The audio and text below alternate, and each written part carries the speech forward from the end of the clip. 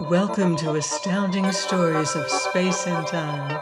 I'm Mardell, and here is part 2 of The Undetected by George O. Smith. It was more than a coincidence. Florence Wood had been in that soaking rain and whipping wind for more than an hour. Any housewife would have corroborated my statement that only a prolonged soaking can achieve a truly wet-through-the-seams condition.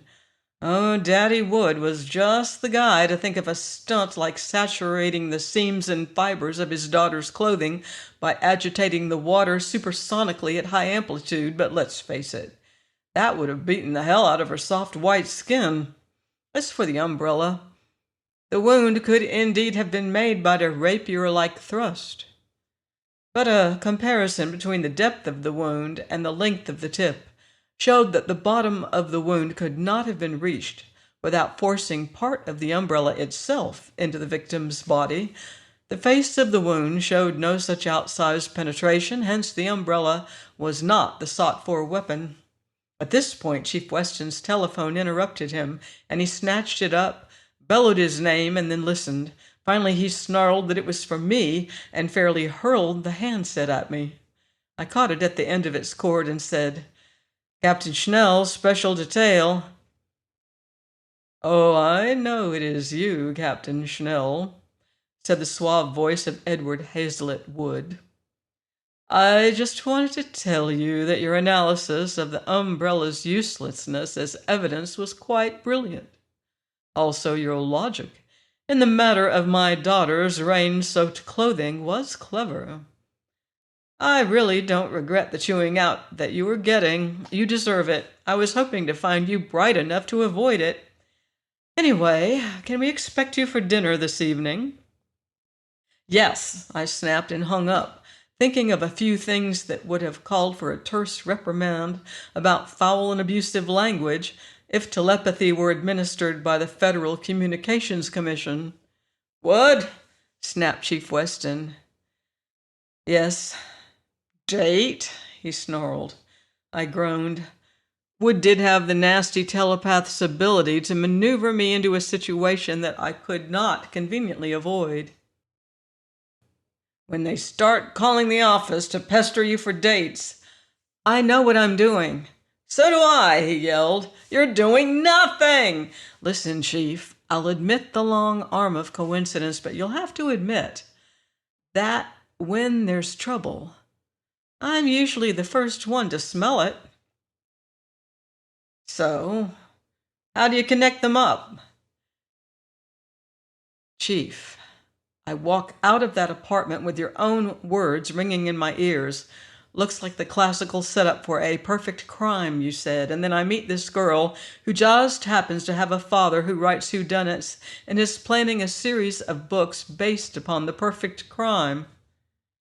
"Oh, maybe," sneered Chief Weston. "The guy's a mind reader." "I've even given that some consideration." "So I hear tell." "Any objections?" I asked. "Objections? I've got a lot of objections," he howled. "This is the police department, not the soothsayers' convention. We're subject to enough criticism as it is. You needn't have added the act that makes us look like a bunch of damn fools." "But Chief, So what do I hear tell?" He hauled the tray drawer of his desk open and pulled out one of the tabloids, open to one of its hate-everything columnists. "Listen. In recent years, the legality of the famous witchcraft trials of the past have been subject to debate, with the result that these past convictions have now been declared miscarriages of justice. Posthumously, I must unhappily add. However, there has been little or no amendment to the laws against witchcraft, wizardry, charms, amulets, and spells. But brace yourselves, citizens. One of our younger and more brilliant captains of detectives has shown an interest recently in parapsychics and may be training to track down criminals by the application of extrasensory detection. If this be true, the laws will have to be ruptured to permit him to secure evidence, since it is a tenet of the law that evidence must be secured through legal methods and processes. Fortune tellers of the world, arise! You have nothing to lose but your crystal balls." Chief Weston slapped the paper down. "What do you think of that?"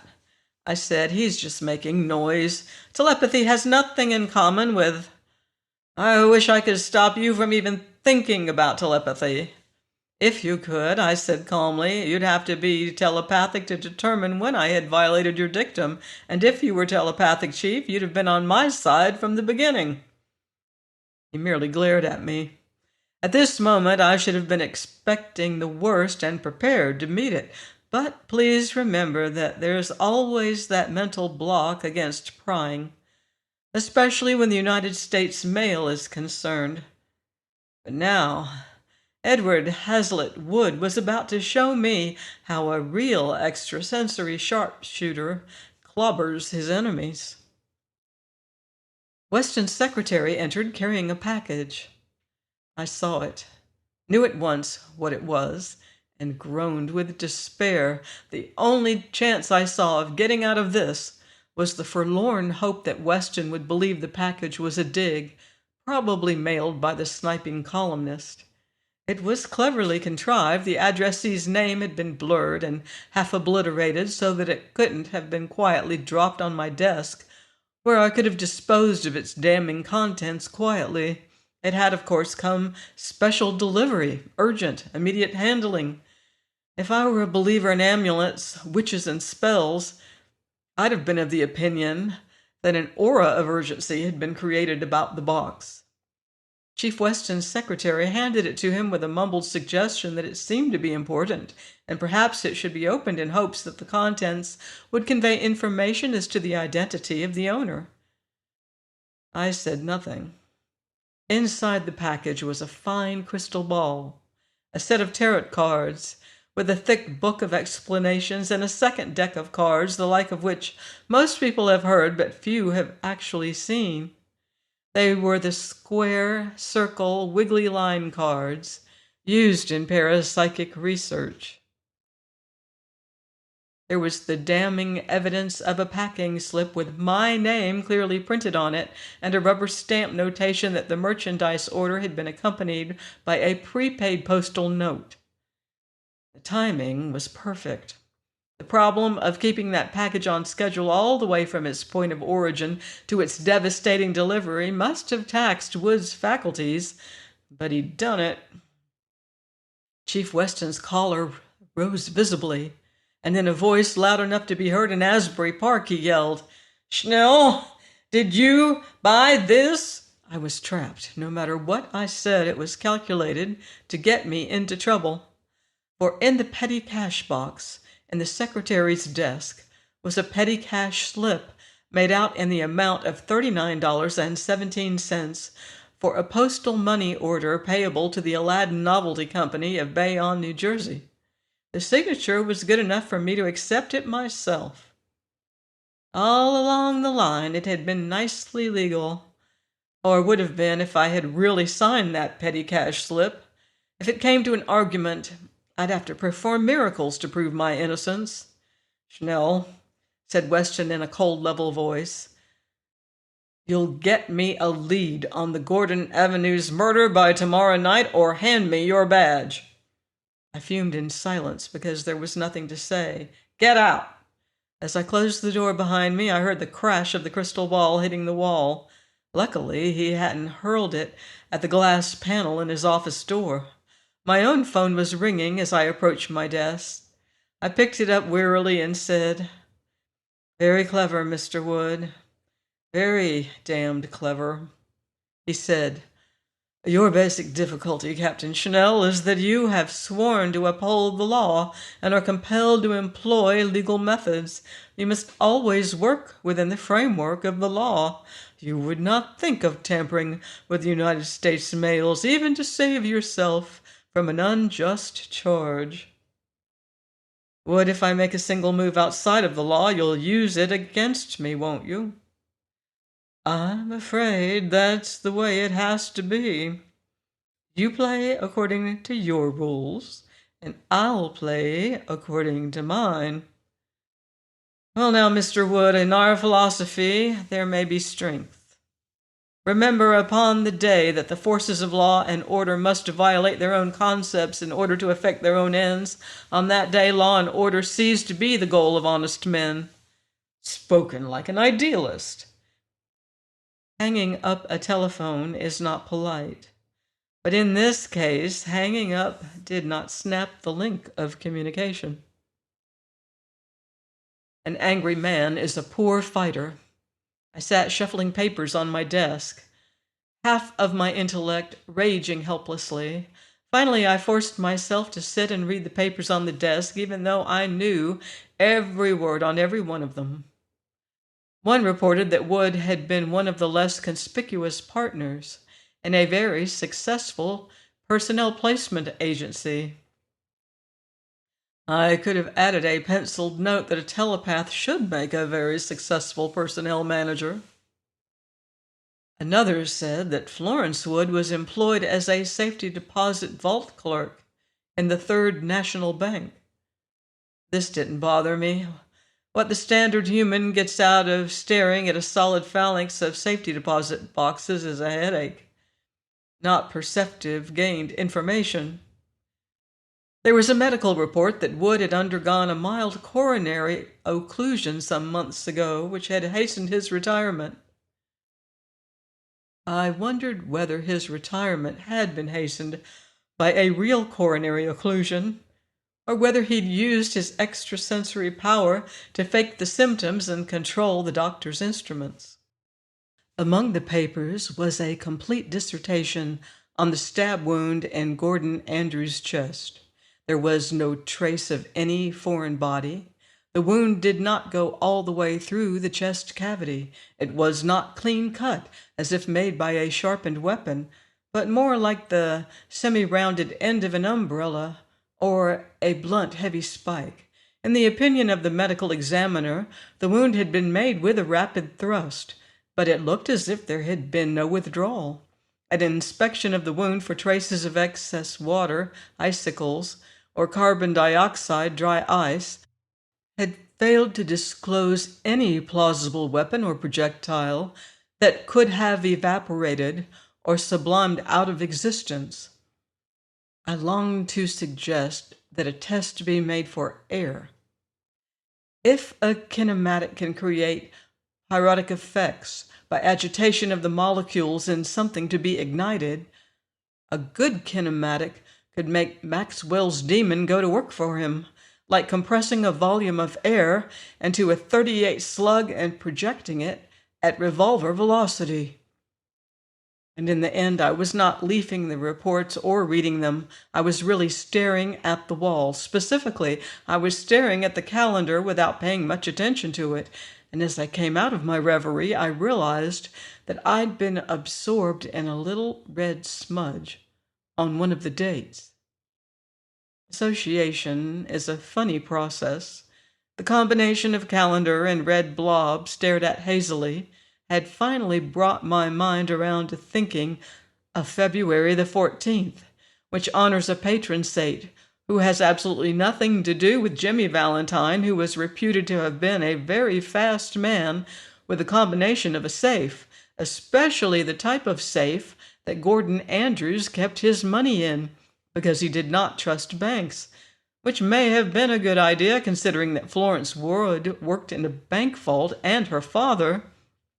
I jumped out of my office chair just as it tilted over backward. If I hadn't jumped, I'd have split my skull on the radiator under the window behind me. A heavy brass-edged ruler came up from the desk and swung in a whistling saber swipe at my face. I ducked in time to let the cut pass over my head. It clipped a few upstanding hairs. When it reached the end of its stroke, I wrested it out of Wood's control just to prove that an alert local force could exert more power than a distant kinematic force. Well, naturally, I could leverage, of course. Next came a metal-to-metal clicking sound. It was the police positive in the upper left-hand corner of my desk. I thought strongly. "Simon, you lift that gun and fire it at me through the desk drawer, and the angle and everything will be enough evidence to change Weston's opinion from angry rejection of all psionics to a cold calculated, vengeful agreement with everything I've suggested. The clicking stopped coming from the desk drawer and resumed in a smaller kind from the little desk lock in the tray drawer of the desk. These desk locks can be picked with a bent hairpin, but picking takes time. Everything takes time. At any rate, it did indeed take Edward Hazlitt Wood a finite time to juggle the little brass tumblers, turn the main cylinder, retract the sliding bolt, withdraw the desk tray to unlatch the side drawers, and pull open the upper left-hand drawer and extract my police positive from its holster with its mechanism entering the firing cycle, which itself takes time. By which time I'd evacuated my office and was starting across the outer office floor in the brisk, stiff-legged walk of a man in a hurry to go a long way fast. Wood was stalled, I thought. Make like a poltergeist, man, and convince everybody that you exist. The outer office was a bustle of the usual police activity. But Wood did not have the ability to invade another mind and take over.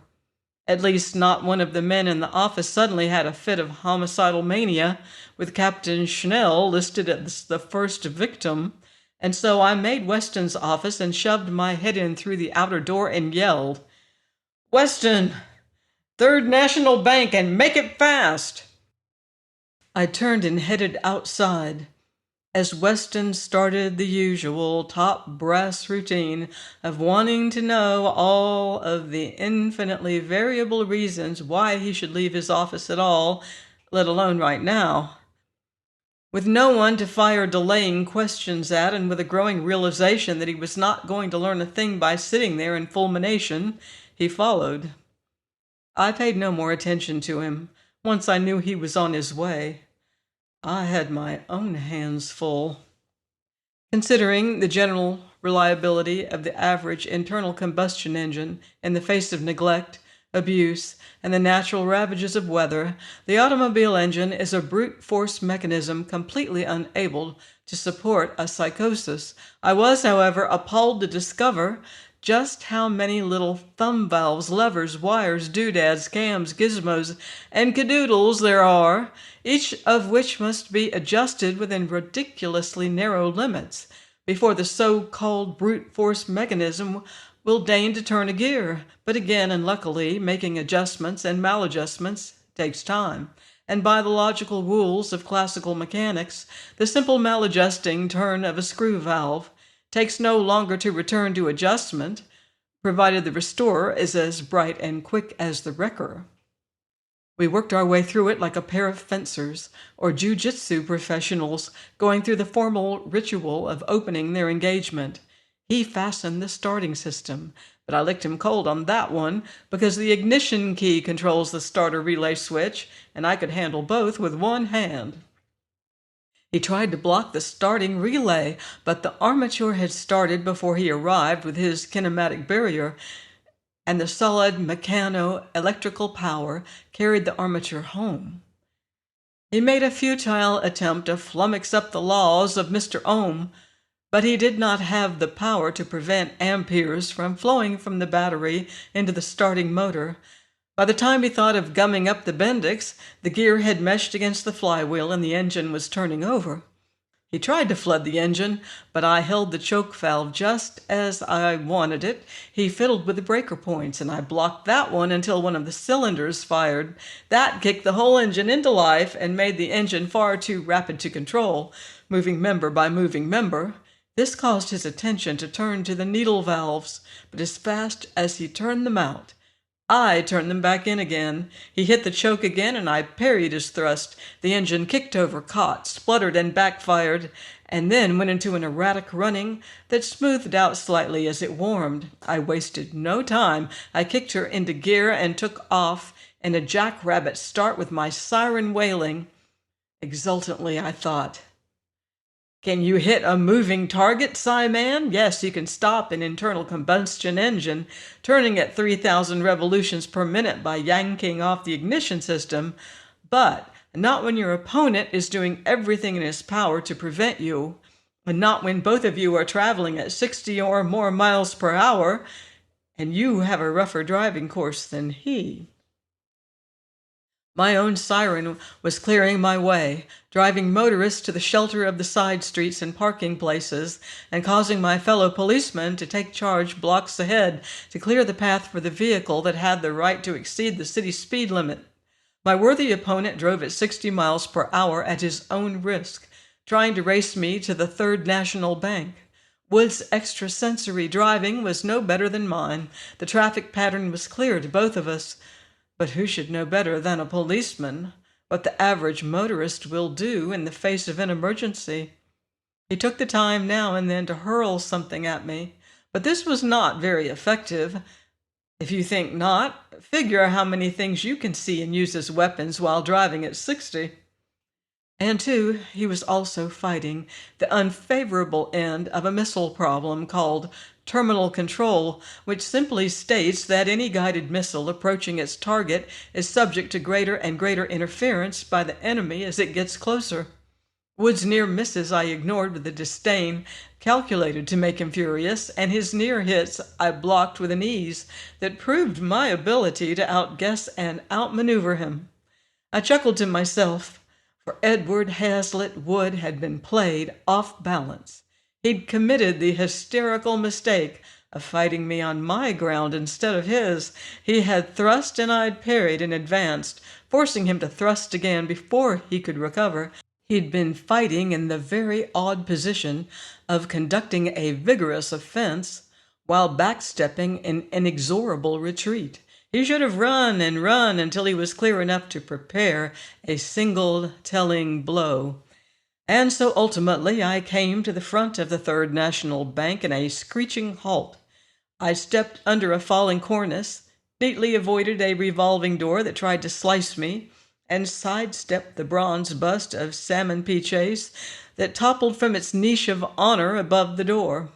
I evaded the erratic rolling of a pencil, and I trod with unerring step on a circular patch of invisible stuff that was as slippery as the proverbial frictionless lubricant. The slick flowed forward and down over the stairs as I hurried below. I held myself erect above it by sheer willpower.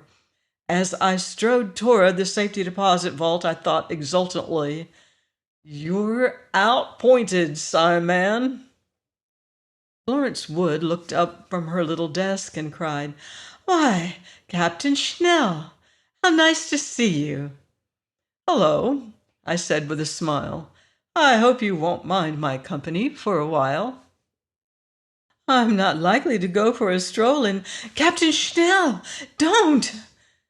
7½ tons of finely wrought and polished tool steel alloy swung on delicately balanced hinges, coming to rest with a metal-to-metal sound of machined surfaces sliding into a perfect fit with its precision-matched receptacle. Its piston fit made a pressure on our eardrums. Then the automatic switches took over, and motors whirled in solid, muffled harmony as the massive bars slid out of their nests into the polished slots. The ponderous operation that sealed the two of us off from the outside world behind a barrier of drill-proof and burglar-proof and blast-proof solidity concluded not with the mechanical fanfare it deserved, but with a gentle little click that was as final as the word of God. "Do that!" gasped Florence Wood, weakly finishing her admonition. She stared at me.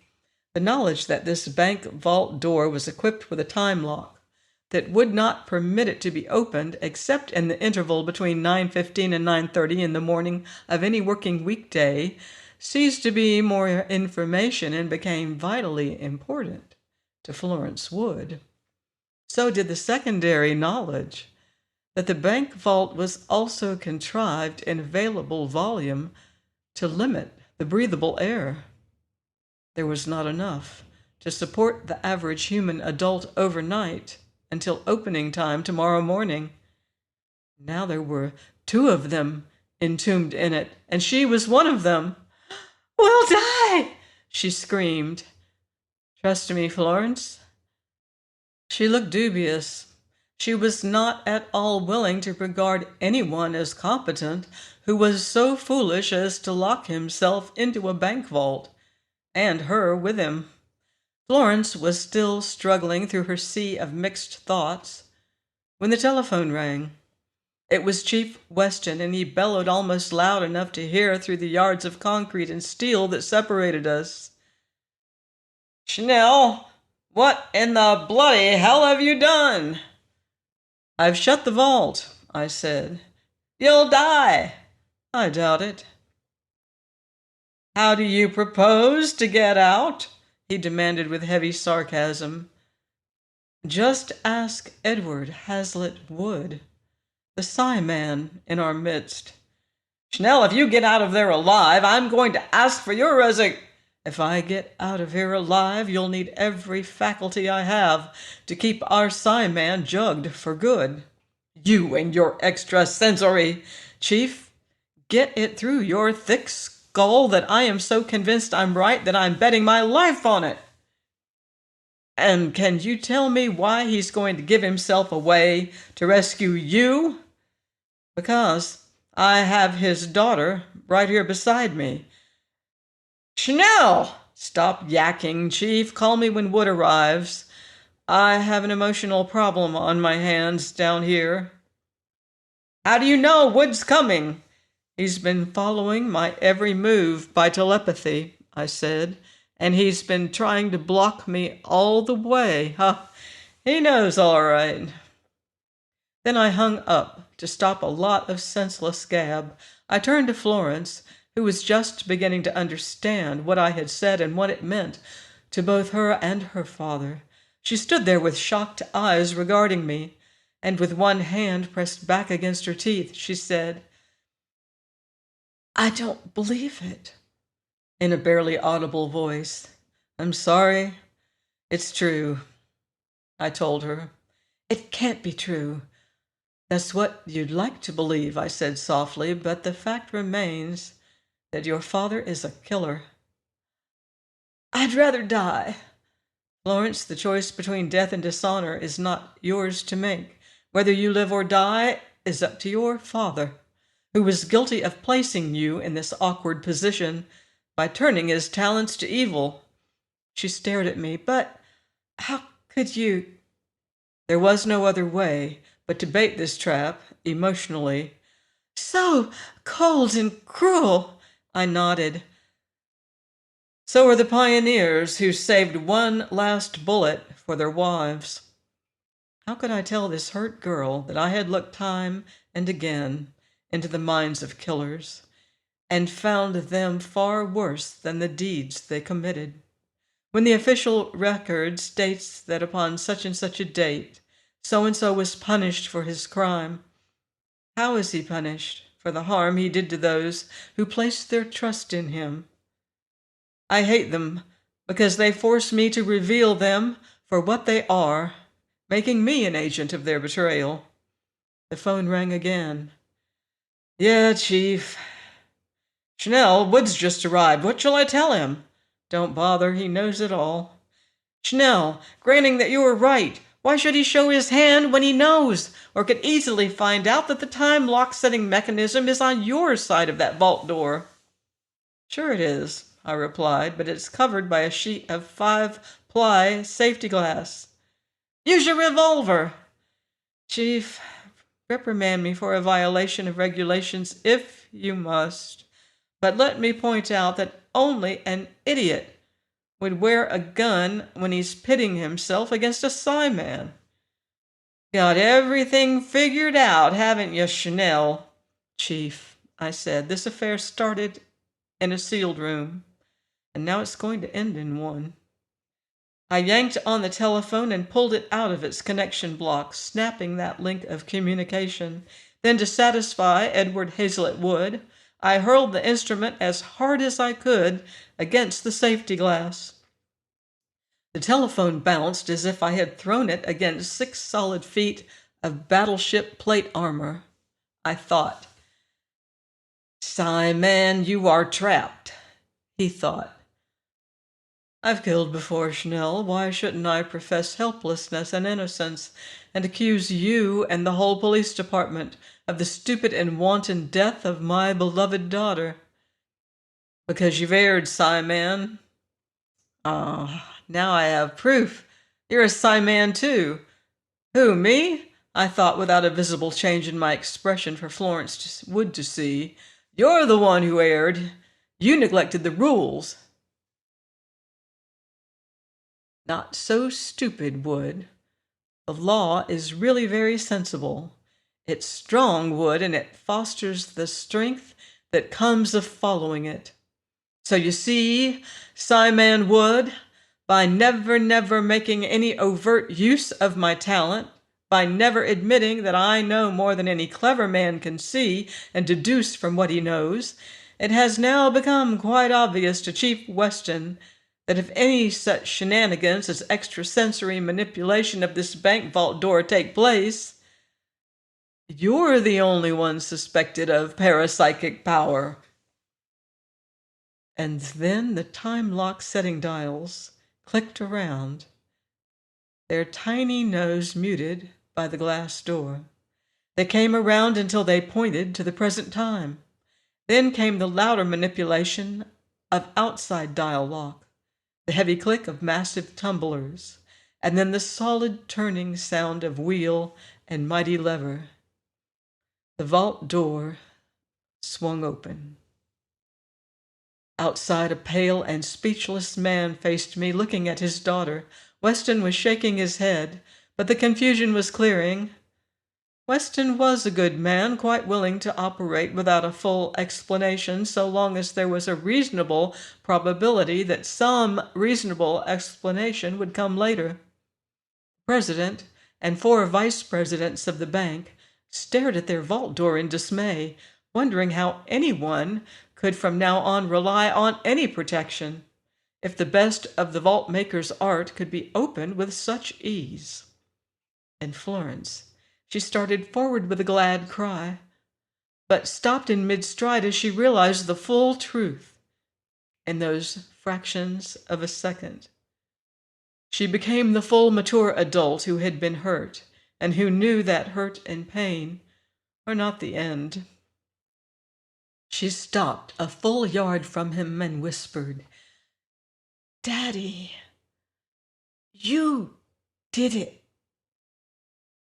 He looked at her out of frantic eyes. I didn't.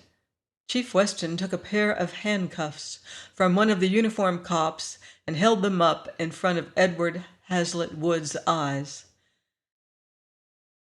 "Come quietly, Wood, or must I weld them on you?" Stunned, knowing that any move he made I would block, the murderer turned to go. I was going to have quite an interesting intellectual problem to solve. I was going to have to testify that I was clever enough to trap an extrasensory criminal without displaying my own extrasensory talent. It wasn't just a matter of putting a possible ending to my official usefulness to the forces of law and order if the facts became known. One word of suspicion against Captain Howard Schnell, and some clever defense attorney would raise a wholly reasonable doubt as to which Psyman opened that vault door. And being sworn to uphold the law and enforce the law within the framework of the law itself, I'd have to tell the truth, the whole truth, and nothing but the truth, so help me God. But according to the same sensible law, not unless I was specifically asked. And to answer Edward Hazlitt Wood's question, the perfect answer to the perfect crime committed by the perfect criminal is a perfect retribution. Please join me next week for more fantastic adventure on astounding stories of space and time. Until then, watch the skies.